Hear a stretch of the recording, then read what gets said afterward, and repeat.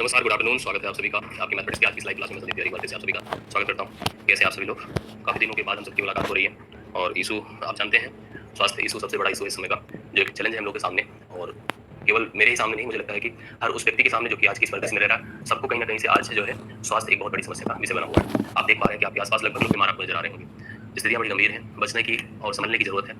अपने आप को, अपने परिवार को प्रॉपर सुरक्षित रखिए, सभी सावधानियों का पूरा ख्याल रखिए और इस प्रकार से अपनी पढ़ाई-लिखाई भी कंटिन्यू रखिए। हम सब फिर से आज से कक्षाओं को प्रारंभ कर रहे हैं। पिछले कुछ दिनों से मैंने आपकी क्लासेस नहीं ली थी और तबीयत नहीं सही थी। अभी भी वीकनेस है और आपको एहसास हो जाएगा क्लास में कि वीकनेस है।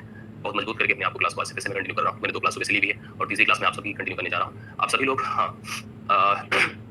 काफ़ी हद तक सुधार है और इसी वजह से हम जो है क्लास को आज फिर से कंटिन्यू करने जा रहे हैं। नाबिल मिश्रा है, पुष्पा कुमारी है, प्रतिमा यादव है, सरोज यादव है, पूजा सिंह है, निशा कनौजिया है, शिवानी है, ममता है, शशि प्रभा है, प्रीति यतेंद्र है, पुष्पा कुमारी है, अंकित पाठक है, रीना यादव है, दिव्यपाल है, पूनम सिंह है, फैजान अहमद है, ममता कनौजिया है। आप सभी का स्वागत है। अमरिंदर सिंह जी हैं, वंदना पांडे हैं, विभा है, नाबिल है। देखिए, बात को हम लोग आज की इस क्लास को जब हम कंटिन्यू करेंगे तो हम सबसे पहले से ये अनुरोध करके करेंगे कि आप सभी को भी इस समय थोड़ा संयम और धैर्य रखने की आवश्यकता है। कुछ स्थितियां ऐसी बन रही हैं जिसमें कभी हो सकता है कि कोई क्लास आपकी डिस्टर्ब रहे, कोई अध्यापक को प्रॉब्लम हो जाए, कोई टीचर को समस्या हो जाए, आप में से किसी को हो जाए, किसी स्टाफ को प्रॉब्लम हो जाए। तो हर स्थिति से बचने की समय जरूरत है, हर स्थिति को संभालने की जरूरत है। आप सभी लोग थोड़ा सहयोगी रवैया अप्लाई किए रहेंगे तो हम लोग भी बेहतर करने की कोशिश करेंगे और हमें भी मजबूती मिलेगी, अच्छा करने की हमें प्रेरणा मिलेगी। आज से मैं फिर से प्रारंभ कर रहा हूं, तो मैं पुराने टॉपिक पर ही आता हूं जहां पर हमने आपको पिछली क्लास में इंटअप किया था। लाभानी हम लोग पढ़ रहे थे, छूट पढ़ने की बात थी। छूट हमने पढ़ाना आपको शुरू भी नहीं किया था, उसी के आगे से मैं आज की क्लास को कंटिन्यू करूंगा। छूट मैं आज आपकी प्रारंभ करने की शुरुआत करने की कोशिश करने जा रहा हूं। सभी लोग अपनी कॉपी में हेडिंग करेंगे आज डिस्काउंट। डिस्काउंट को हम जनरली हिंदी में छूट कहते हैं और छूट के बारे में आज जानते हैं कि छूट की प्रक्रिया होती क्या है और कैसे हमें मिलती है, कैसे हमें प्रोवाइड की जाती है और किस तरह से हमें इनके प्रश्नों को फेस करना होता है परीक्षा में और हम कैसे कर पाएंगे। छूट एक बड़ा ही कॉमन और बहुत ही हैबिचुअल शब्द है। लगभग हम लोग छूट के बारे में जानकारी रखते हैं कि अगर हम कोई सामान की परचेजिंग करने जाते हैं, खरीदारी करने जाते हैं, तो उम्मीद यही करके चलते हैं कि छूट मिल जाए। तो जो सामान की प्राइस उसके ऊपर प्रिंटेड लिस्टेड होती है, हम लोग चाहते हैं कि उसके ऊपर हमको एक सर्टेन छूट मिले, कमी करके हमें वस्तु को बेचा जाए, जिससे कि हम कम पैसे में वस्तु को खरीद पाएं। हम एज ग्राहक यही प्रयास ही करते हैं, हम उस दुकान पे जाने की कोशिश करते हैं जहां पर छूट ज्यादा हमें प्रोवाइड की जाती है, मिलती है। अभी तक जब हम लोग लाभानी पढ़ रहे थे, याद करिए उस चैप्टर को, जब हम लोग लाभानी पढ़ रहे थे तो मैंने कहा था इसमें 2 बातें मुख्य हुई। एक वस्तु का क्रय मूल्य होता था, दूसरा वस्तु का विक्रय मूल्य होता था। मतलब वस्तु की खरीद होती थी और खरीद के बाद विक्रय होता था। आप सबको अच्छे से पता था कि दुकानदार किसी वस्तु को हमेशा उसकी इच्छा होती है, उसकी टेंडेंसी होती थी कि कम में खरीदता था और उसको बढ़ाकर उस वस्तु को बेचता था, मतलब अधिक रेट पर बेचता था, जिससे कि उस दुकानदार को लाभ हो प्राप्त। कभी-कभी वह कम में बेचता था तो उसे हानि भी हुआ करती थी। आज के इस दौर में जब छूट हम पढ़ने जाएंगे तो छूट पढ़ने के लिए सबसे पहले समझें कि 2 चीजें यहाँ पर मुख्य रूप से काम कर रही हैं। एक तो ग्राहक जो हम हैं, जिन्हें सामान को खरीदना होता है, और दूसरा सेल्समैन जो सामान को बेचता है। दुकानदार की भी बात मैं नहीं कर रहा हूँ, ओनर मालिक की बात नहीं कर रहा हूँ, मैं सेल्समैन की बात कर रहा हूँ। जब आप जाते हैं दुकान पे तो आपका इंटरेक्शन सेल्समैन से होता है। छोटी दुकान भले है कि वही मालिक है, वही सेल्समैन है, लेकिन आप बड़े किसी शोरूम, किसी मॉल, किसी शॉपिंग कॉम्प्लेक्स में जाते हैं तो आपको मालिक से इंटरेक्शन नहीं होता, ओनर से इंटरेक्शन नहीं होता, आपका इंटरेक्शन सेल्समैन से होता है। तो 2 लोग के बीच का यहाँ पे रिलेशनशिप हम देखते हैं, एक सेल्समैन, दूसरा ओनर, जो एज अ कस्टमर हम लोग जो होते हैं। लेकिन इसके पहले दुकानदार ने या ओनर ने किस प्रकार की प्रक्रिया अप्लाई कर रखी है? उसने अभी केवल पहले किसी वस्तु को खरीदा। ध्यान से देखिएगा, उसने किसी वस्तु को खरीदा। खरीदा मतलब क्रय मूल्य। उसने एक पैसा इन्वेस्ट किया, निवेश किया और किसी वस्तु को खरीदा। खरीद करके उसने उस वस्तु का एक दाम निर्धारित किया, और फिर फाइनली उस वस्तु को उसने बेचा। मतलब 3 चीजों में भी चीजें हम लोग यहाँ पर बांट देंगे। मतलब यह पूरा जो डिस्काउंट टॉपिक है वह इन 3 बातों पर ही निर्भर करता है। किस-किस के ऊपर? वस्तु के क्रय मूल्य, वस्तु के क्रय मूल्य, वस्तु के ऊपर निर्धारित एक अंकित मूल्य और अंकित मूल्य के बाद वस्तु का विक्रय मूल्य। 3 चीजों के ऊपर हम लोग यहाँ पर इस वस्तु के क्रय विक्रय की बात करते हैं। किस-किस की बात कर रहे हैं? खरीद मतलब उस वस्तु के क्रय मूल्य, उस वस्तु के अंकित मूल्य और उस वस्तु के विक्रय मूल्य के ऊपर हम लोग यहाँ पर निर्भरता में दिखाएंगे। जनरल टेंडेंसी दुकानदार की कुछ ऐसे होती है, जैसे मान लीजिए उसने किसी वस्तु को 100 रुपए में खरीदा। उसने खरीदा है, उसने छुपा के रख लिया उस दाम को, उस वस्तु के प्राइस को। किसी को जानकारी नहीं है कि 100 में ही खरीदा उसने, बट वो अपने शोरूम में उसके ऊपर एक प्रिंट लगाएगा, एक स्टिकर लगाएगा जिसमें लिखा रहेगा मान लीजिए 180 रुपए। सोचिए 100 रुपए का खरीद कर 180 रुपए की प्रिंटिंग कर रहा है, मतलब 180 रुपए का टैग लगाया है। और जब आप ग्राहक के तौर पे उससे खरीदारी करने जाएंगे तो उसने एक छूट दी और कहा सर देखिए आप मेरे बड़े खास ग्राहक हैं, मैं आपको इसे 180 रुपए वाली, ये थोड़ी बताएगा कि हमने 100 में खरीदा है। वो कहेगा कि सर देखिए इसकी प्राइस 180 है, लेकिन आप मेरे बड़े खास ग्राहक हैं, मुझे जो छूट मिली है मैं उसी छूट पर ही वस्तु को दे रहा हूँ और मैं आपको ये वस्तु 150 रुपए में दे रहा हूँ। तो मतलब आपने भी सोचा चलो अच्छा दुकानदार है, उसने किसी वस्तु के दाम को हमें कम करके दिया। लेकिन अगर सोचा जाए तो यहाँ पर मुख्य रूप से देखा जाए तो 100 में खरीदा था, 180 बताया था और 150 में बेचा था। अगर हम टोटल सोचे तो उसने 50 रुपए का प्रॉफिट लिया है, 50 रुपए का उसने लाभ लिया है। अगर आप ध्यान से देखिए तो 50 रुपए का लाभ उस व्यापारी को इस दुकानदारी में हुआ है।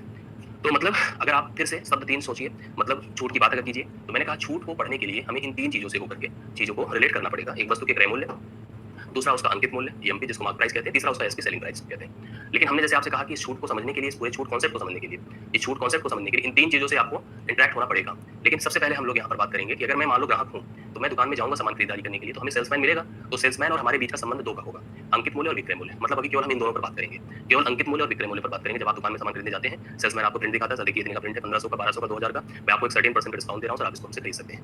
अब दुकानदार को कुल कितने की प्रॉफिट हुई है, उसे कुल कितने की हानि हुई है, नुकसान हुआ, जो भी हुआ है, ये हमको सब जानकारी नहीं है। सेल्समैन साफ-साफ कह रहा है कि सर मुझे ये जानकारी नहीं है। मैंने हमको इस एक इंस्ट्रक्शन, एक कमांड मिला है कि ये प्रिंटेड है प्राइस, इस प्राइस से इतने परसेंट का डिस्काउंट देकर तुम दे देना कोई भी ग्राहक अगर सामान खरीदने आता है तो मतलब हम ग्राहक हैं, हम सामान खरीदने गए हैं, दुकानदार मतलब वो सेल्समैन ने हमें एक सर्टेन छूट देकर के वस्तु को बेचा, अर्थात हम केवल इन दोनों के बारे में ही बातचीत अभी करने जा रहे हैं। किसके किसके बारे में? अंकित मूल्य और विक्रय मूल्य के बारे में। यहीं पर हम बातों को समझेंगे। तो अब हम बात अभी 3 में 2 की ही करने जा रहे हैं, जबकि सोचिए बातें 3 की होंगी, क्रय मूल्य होगा, अंकित मूल्य होगा, विक्रय मूल्य होगा, लेकिन अभी बातें हम केवल 2 की करेंगे। किसकी किसकी? हम अंकित मूल्य और विक्रय मूल्य की ही बात करेंगे। अभी हम क्रय मूल्य को लेकर नहीं चलते हैं, इसको लेकर चलने के लिए मुझे 2 लेक्चर लगेगा कम से कम वहां तक पहुंचने में। तो सबसे पहले हम बात यहाँ से यहाँ तक की करेंगे। इस कंडीशन में आप समझने की कोशिश करिएगा, कंडीशन देखिएगा ध्यान से, आपके सामने क्या होगी। जब नोटिस करिएगा अंकित मूल्य विक्रय मूल्य से बड़ा हो, मतलब प्रिंटेड प्राइस ज्यादा है, विक्रय मूल्य कम है, इसका मतलब दुकानदार हमें छूट दे रहा है और उस छूट का मान जो होगा वो अंकित मूल्य माइनस विक्रय मूल्य होगा।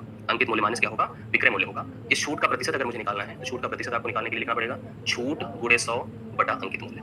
छूट गुणे 100 बटा अंकित मूल्य छूट का प्रतिशत हो जाएगा। छूट परसेंट बराबर छूट गुणे 100 बटा अंकित मूल्य। हम लोग यहाँ पर सीधा सीधा लिख सकते हैं, जो छूट का सिस्टम या सर्टेन परसेंटेज आपको प्राप्त होगा दिखेगा। अब जो छूट आपको मिली है, देखिए छूट तब मिल रही है जब आपने देखा कि एमपी जो था वो बड़ा था एसपी से, तो हमें छूट मिल रहा था। ये छूट की जानकारी भी मैं बता दूं 2 प्रकार की होगी।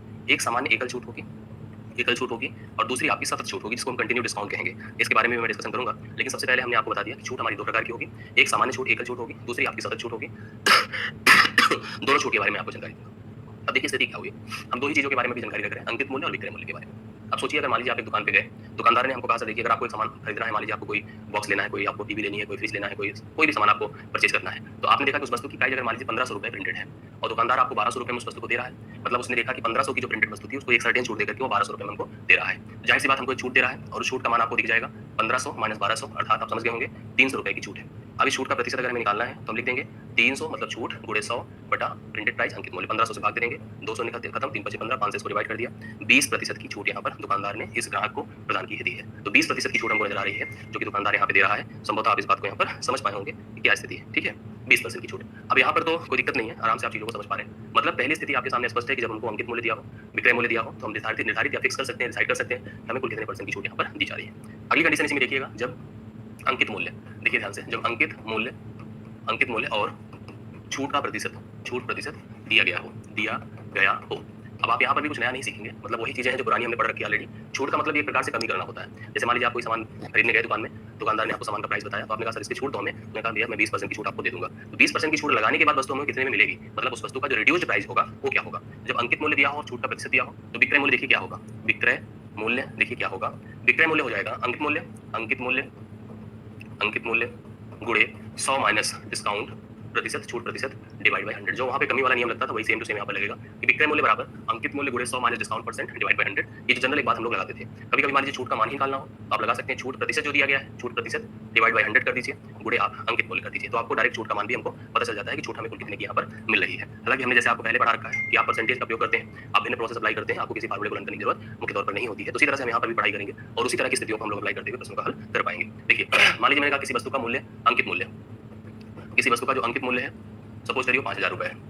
किसी वस्तु का अंकित मूल्य अगर 5000 रुपए है, मान लीजिए उस वस्तु के अंकित मूल्य पर मुझे 15-20% की छूट मिल रही है, 20% की छूट मिल रही है, तो बताइए उस वस्तु का विक्रय मूल्य क्या हो जाएगा या उसका छूट क्या होगा। दोनों चीजें हमसे पूछा गया, उसका विक्रय मूल्य क्या हो जाएगा, छूट क्या हो जाएगी, छूट कितने की थी। तो आप सीधा सीधा लगा सकते हैं, देखिए ध्यान से, अंकित मूल्य पता है, छूट परसेंट पता है, आप विक्रय मूल्य निकालना चाहते हैं तो विक्रय मूल्य के लिए जो नियम होता है, अंकित मूल्य मतलब 5000 गुणे 100 माइनस 20 कर दीजिए तो 80 हो जाएगा, बटा 100 हो जाएगा, 200 ने खत्म हो गए, 5 8 40, 4000 रुपए।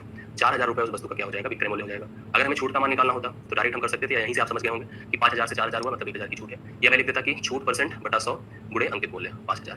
देखिए 200 ने खत्म हो गया, इसको इससे गुणा कर दे, 1000 रुपए की छूट है, 1000 रुपए की क्या है, छूट है।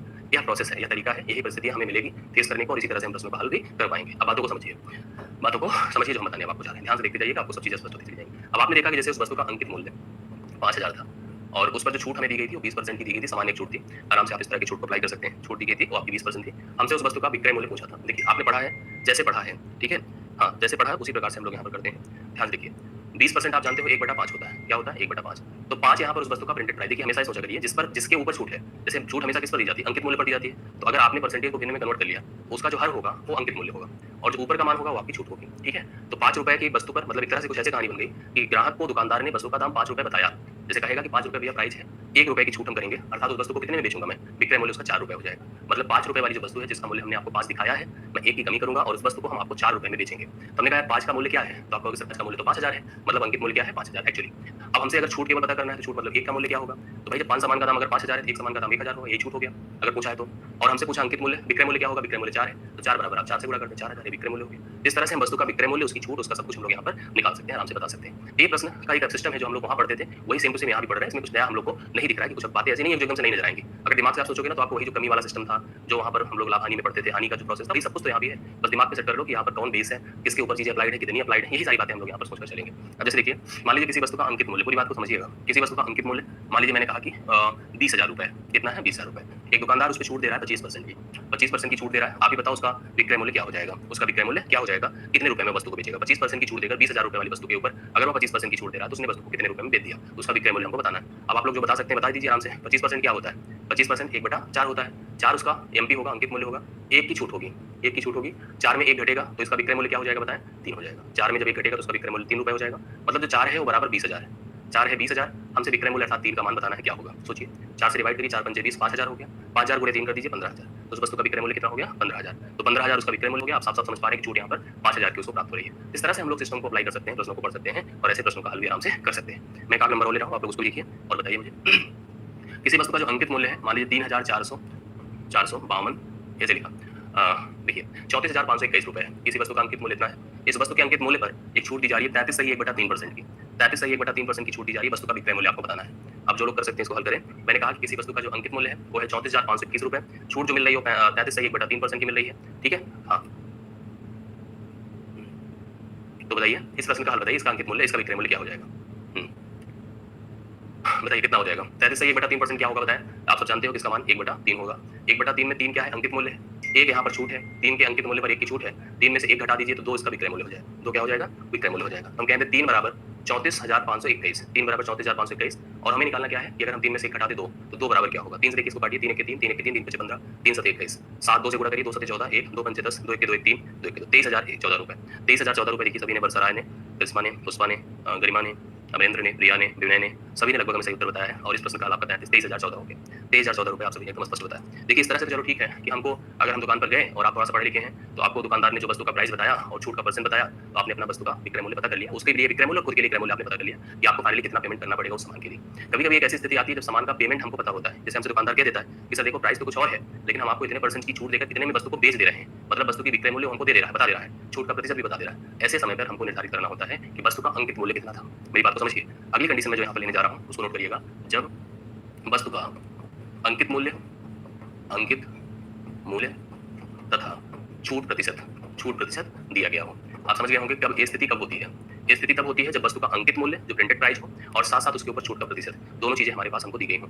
अगर कहा जाए वस्तु का अंकित मूल्य और छूट का प्रतिशत अगर दिया गया है तो उस दौरान अगर हम इसके विक्रय मूल्य को निकालना चाहें, विक्रय मूल्य देखिए कैसे निकलता है। तो विक्रय मूल्य बराबर हो जाएगा अंकित मूल्य, कितना होगा, अंकित मूल्य गुणे 100, ये फार्मूला लोग अप्लाई करते हैं, बटा 100 माइनस छूट प्रतिशत, ये रूल होता है जनरली जो हम लोग अप्लाई करते हैं। इस रूल को भी आप लोग अपनी कॉपी में लिख सकते हैं। आप इसकी समझ गए होंगे कब होती है। जैसे आप दुकान पे गए सामान खरीदने, तो उसने कहा सर आपको हम इतने में दे रहे हैं, उतने हमको प्राइस बता दी, इतने में हमको दे रहा है। मतलब एक तरह से अपना विक्रय मूल्य हमको बता रहा है। साथ साथ हमें ये भी कह रहा है सर आपको इसमें, मैंने पूछा छूट दे रहे हो, कह रहा है बिल्कुल दे रहा है सर, 25% का 20% का छूट हम आपको दे रहे हैं। तो छूट भी दे रहा है और हमें वस्तु की प्राइस भी बता दे रहा है, मतलब विक्रय मूल्य भी बता दे रहा है। इस दौरान हमें निर्धारित करना चाहेंगे अपने कैलकुलेशन से उस वस्तु का अंकित मूल्य क्या था। ये है प्रश्न। अब इस प्रश्न पर पहले एग्जांपल जब हम लेंगे तो बातें आपको स्पष्ट हो जाएंगी। जैसे कि एग्जांपल पहले शुरू करते हैं इस पर प्रश्नों के माध्यम से।